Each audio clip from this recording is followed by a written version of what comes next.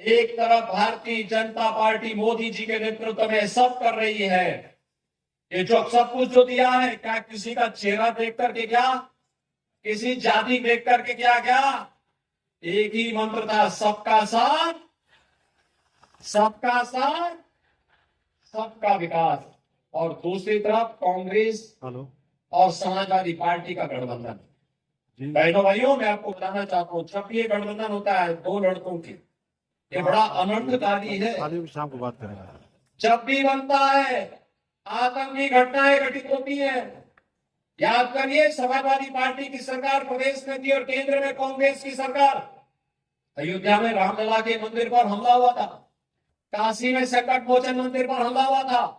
अखिलेश यादव ने मुख्यमंत्री बनने के बाद सबसे पहला काम किया था, आतंकवादियों के मुकदमों को वापस लेने की कार्रवाई को हस्ताक्षर किए थे, वो तो न्यायालय ने रोक दिया था।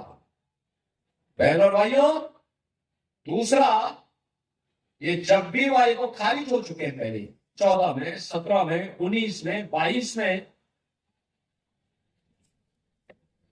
ब्रांड नया बनाया है लेकिन माल पुराना ही है, कुछ भी नया नहीं हुआ।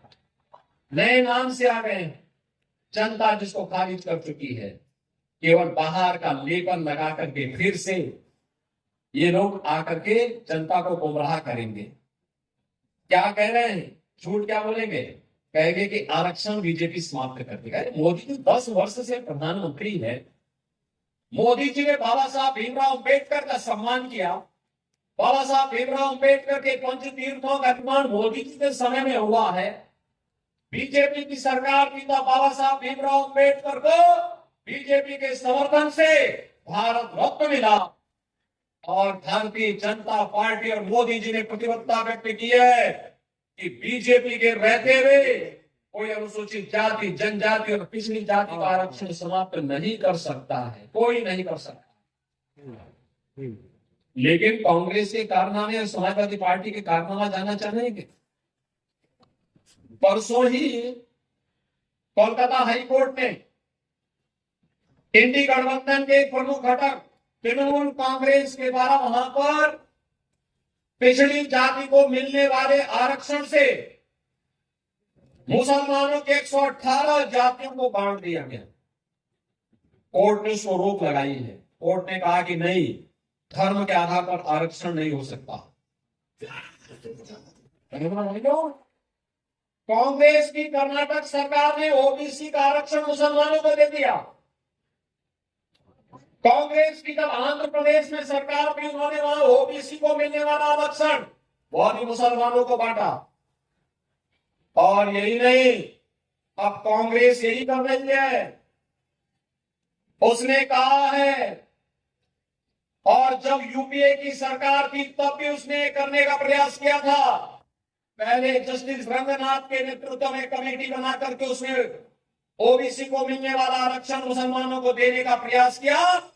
बीजेपी ने विरोध किया, हम लोग संसद में थे, खूब विरोध किए, नहीं सफल हो पाए। तो उसके बाद उन्होंने जस्टिस राजेंद्र सच्चर के अध्यक्षता में कमेटी गठित की और क्या किया कि मुसलमानों को अनुसूचित जाति में शामिल करवा करके अनुसूचित जाति को मिलने वाले आरक्षण को ही बंदरबांट करने का प्रयास किया था। हमने तब भी विरोध किया था। हमने कहा था कि अनुसूचित जाति, जनजाति और पिछड़ी जाति को मिलने वाले आरक्षण में कोई कटौती नहीं होनी चाहिए, अधिकार उनको मिलना ही चाहिए।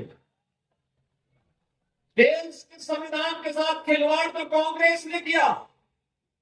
पहले उसने बाबा साहब भीमराव अंबेडकर को हराया, फिर उसने बाबा साहब भीमराव अंबेडकर का अपमान किया, फिर उसने बाबा साहब भीमराव अंबेडकर के सम्मान के विरुद्ध जाकर के कश्मीर में धारा 370 लगाई और फिर भारत के संविधान का गला घोंटने के लिए 1975 में देश के अंदर इमरजेंसी लगाई।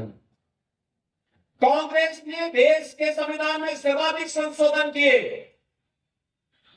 यह कांग्रेस है, यह लगातार भारत के संविधान विरोधी आचरण करती है, लेकिन आज गुमराह कर रही है, कह रही है कि बीजेपी आएगी संविधान बदल देगी। अरे बीजेपी तो संविधान का सम्मान करती है। लेकिन बहनों और भाइयों, इनका मैनिफेस्टो बात बात इस बात को कहता है कि फिर से आपके आरक्षण के अधिकार पर सेंध लगाने का कुछ प्रयास करेंगे। बीजेपी इसको होने नहीं देगी। लेकिन मैं आया हूं कुछ कहने के लिए। एक, इनका मैनिफेस्टो कहता है, क्या कहता है? इनका मैनिफेस्टो कहता है कि अगर कांग्रेस नेतृत्व की सरकार बनेगी तो पर्सनल लॉ लागू करेंगे। पर्सनल लॉ का मतलब जानते हैं आप? बेटी स्कूल नहीं जा पाएगी, महिलाएं मार्केट और खेत में नहीं जा पाएंगी, बुर्का पहन करके घर के अंदर कैद होना पड़ेगा। अरे हिंदुस्तान है, हिंदुस्तान में शरिया कानून लागू नहीं होगा। शरीयत से नहीं, संविधान से भारत चलेगा। बाबा साहब भीमराव अम्बेडकर के द्वारा बनाए गए संविधान से भारत चलेगा। कांग्रेसी तुम्हारे मंशा कभी पूरे नहीं होने वाले हैं। तुम देश के खिलाफ साजिश कर रहे हो। एक तरफ शरिया कानून, तालिबानी कानून भारत के अंदर लागू करना चाहते हो, और दूसरी तरफ कहते हैं सत्ता में आएंगे तो अल्पसंख्यकों को उनकी रुचि के अनुसार खान पान की स्वतंत्रता देंगे। अब मैं पूछना चाहता हूं कौन सा खान पान है अपनी रुचि, उनकी रुचि का? अरे रोटी आप भी खाते होंगे, अल्पसंख्यक भी खाता है, बहुसंख्यक भी खाता है। चावल बहुसंख्यक भी खाता है, अल्पसंख्यक भी खाता है। दाल और सब्जी बहुसंख्यक भी खाता है, अल्पसंख्यक भी खाता है। लेकिन एक जगह पे आके थम जाती है। थम तब जाती है जब अल्पसंख्यक कहता है कि मैं गौ हत्या करूंगा, गौ मांस खाऊंगा, तो हिंदू कहता यह भी किया गया। और गरीबों के लिए तो आप सोचो, ये समाजवादी पार्टी और कांग्रेस के समय में गरीब भूख से मरता था, आज 80 करोड़ लोगों को फ्री में राशन। पहले बीमारी की चपेट में हर व्यक्ति आता था क्योंकि गंदगी होती थी। आज 12 करोड़ घरों में शौचालय का निर्माण।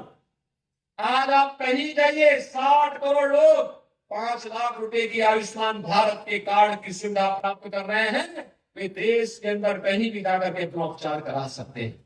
और मोदी जी ने कहा है 4 जून को जब फिर एक बार मोदी सरकार आएगी, क्या आएगी फिर एक बार,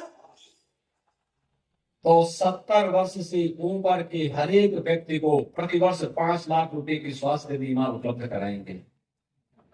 ठीक है ना? किसान को किसान सम्मान निधि मिल रहा है, घर घर में शौचालय बन गए हैं, रसोई गैस के कनेक्शन फ्री में मिल गए हैं। पहले कांग्रेस के समय क्या होता था? रसोई गैस के कनेक्शन ही नहीं मिलते थे, और अगर किसी ने ले लिया और त्योहार और पर्व के दिन, पर्व और त्योहार के दिन रसोई गैस समाप्त, तो घर का जो मर्द होता था वो रसोई गैस का सिलेंडर लेके जाता था, सिर पे रख कर जाता था, एजेंसी में खड़ा होके कहता था भाई घर में अब रसोई गैस नहीं है, घर में कोई भोजन नहीं बन पाएगा, पकवान नहीं बन पाएंगे, अतिथि आए हुए हैं। तो रसोई गैस तो नहीं मिलती थी, पुलिस का डंडा जरूर मिल जाता था। और अगर खाली हुआ व्यक्ति घर आता था तो घर में बेलना की मां अलग से खाता था। खाता था ना? क्यों साहिब जी? होता था नहीं है? यहाँ में से बहुत सारे लोग इसके गवाह हैं। लेकिन आज तो मेहमानदारी भी अच्छी होती रही है, क्योंकि गरीबों के घर बन गए हैं, बिजली का कनेक्शन भी मिल गया है, रसोई गैस भी आ गया है। और यहां पे तो हमने ये भी किया है कि होली और दीपावली में उस हर परिवार को फ्री में एक भरा हुआ सिलेंडर भी उपलब्ध करवाएंगे। साहिब जी ने ही दबाव बनाया था, सरफ मणि वगैरह यही दबाव बनाए थे, कहा होली दीपावली हमारे प्रमुख पर्व है, फ्री में दो एक सिलेंडर भर कर दिया, और बहनों भाई हम दे रहे हैं। और मोदी जी ने कहा 4 करोड़ गरीबों के घर बन गए, बाकी जो बचे हैं आपको मैं कह रहा हूं आप उनका रजिस्ट्रेशन करवा लीजिए, कच्चा घर होगा जिसका, सबको एक एक मकान उपलब्ध करवा दें। और पुण्य आपके साथ में। और इसलिए बहनों भाइयों, ये पुण्य इसलिए क्योंकि हम नए भारत में रह रहे हैं, और नए भारत का नेतृत्व मोदी जी कर रहे हैं। मोदी जी के नेतृत्व में आज भारत का सम्मान बढ़ा। भारत दुनिया की सबसे बड़ी अर्थव्यवस्था बनने के लिए अग्रसर हुआ है। भारत की सीमाएं सुरक्षित नहीं है। अब देखो, सीमा सुरक्षित नहीं है और सेना के एक बड़े अधिकारी का पुत्र आपके यहां भाजपा ने प्रत्याशी बना करके उतारा है। लेफ्टिनेंट जनरल प्रकाश मणि त्रिपाठी जी के सुपुत्र हैं श्री शशांक मणि त्रिपाठी जी। मोदी ने जो पंच प्रण की बात कही थी, उसमें एक बात ये भी कही थी कि हमें अपनी सुरक्षा बलों का सम्मान करना होगा। और बहनों और भाइयों, सम्मान व्यक्त करने का इससे अच्छा माध्यम नहीं कि अगर त्रिपाठी जी ने सीमा की सुरक्षा के लिए अपना पूरा जीवन समर्पित किया है, तो आज अगर उनका पुत्र लड़ने के लिए आया है तो एक वोट हम भी इसके प्रति उनका सम्मान व्यक्त करते हुए देंगे। बहनों और भाइयों, याद करिए, कांग्रेस के समय में आतंकी घटनाएं घटित होती थी। हम लोग बोलते थे कि भाई आतंकवाद से निपटो। कांग्रेस के लोग और समाजवादी पार्टी के लोग क्या कहते थे? ये कहते थे आतंकवादी सीमा पार के। और आज आप देखते होंगे, पटाखा भी जोर से बढ़ जाए ना तो पाकिस्तान पहले सफाई देता, कहता साहब मेरा हाथ नहीं है।